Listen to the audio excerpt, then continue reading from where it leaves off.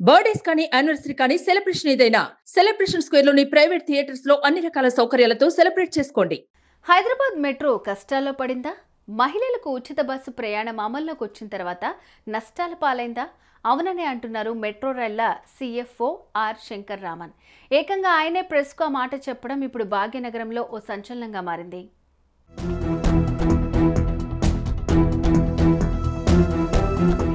ఒక చోటు నుంచి మరొక చోటుకి అనుకున్న సమయానికి ఏమాత్రం అలసట లేకుండా కూల్గా జర్నీ ఇచ్చే మెట్రోకి హైదరాబాద్ జనం బాగా అలవాటు పడ్డారు. అటు ఉద్యోగస్తులు, ఇటు విద్యార్థులు, ఇతర నగర వాసులు మెట్రో రైలు ప్రయాణానికి ఫుల్గా మద్దతిచ్చారు. ఏ తెల్లవారుజామునో లేదంటే లేట్ నైట్లోనో తప్ప మెట్రో రైళ్లు ఎప్పుడూ నగరంలో కలకల్లాడుతూనే పరుగులు పెడుతుంటాయి.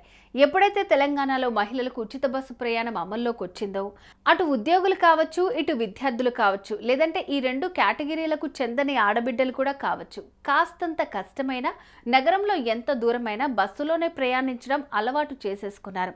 అయినా సరే మెట్రో రైళ్లు మాత్రం కల తప్పినట్లుగా మనకైతే కనిపించలేదు.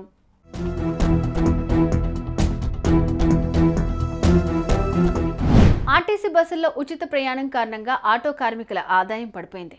అటు సెట్విన్ బస్సుల ద్వారా ఉపాధి పొందేవారు కూడా ఆర్థికంగా కాస్తంత ఇబ్బందులు పడుతూనే ఉన్నారు. వీరి విషయంలో రెండో వాదన అక్కర్లేదు, కానీ మెట్రో మాత్రం బాగానే నడుస్తోంది అనిపించింది.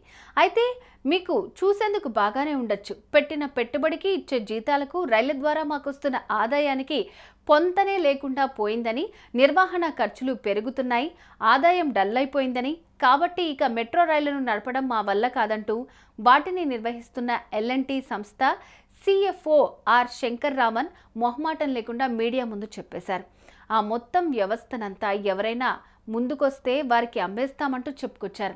లాభాలతో నడిచే వ్యవస్థ అయితే ఎంతో కొంత ఎక్కువ డబ్బులు ఇచ్చైనా ఎవరైనా కొంటారు. కానీ నష్టాలు వస్తున్నాయని యజమాని చెప్పిన తర్వాత వాటిని కొనేందుకు, నడిపేందుకు ఎవరొస్తారన్నదే ఓ సందేహంగా మారింది.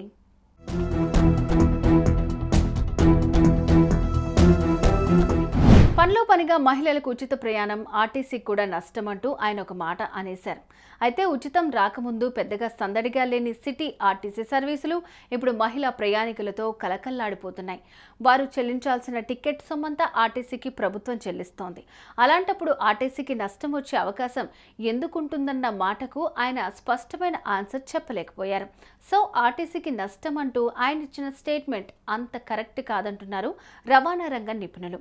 ఆర్టీసీకి నష్టం వస్తుందా, రావటం లేదా అన్న విషయం పక్కన పెడితే మాకు ఫుల్గా నష్టాలు వచ్చేస్తున్నాయి, మెట్రో రైళ్లను నడపలేమంటూ ఆయన అన్న మాటలు మాత్రం ఇప్పుడు మెట్రో రైళ్లు ఉంటాయా లేదా అన్న సందేహంతో పాటు ఎవరైనా ప్రైవేటు సంస్థ ఆ వ్యవస్థను ఆధీనంలోకి తీసుకుంటే నష్టాలు పూడ్చుకునేందుకు టికెట్ రేట్లు ఫుల్గా పెంచితే అది సగటు మెట్రో ప్రయాణికుడి జేబుకు చిల్లు పెట్టే పరిణామమే అవుతుందన్నది కాదనలేని నిజం. సుమన్ టీవీలో మీ పర్సనల్ అండ్ బిజినెస్ ప్రమోషన్స్ కోసం కింది నెంబర్కి కాంటాక్ట్ చేయండి.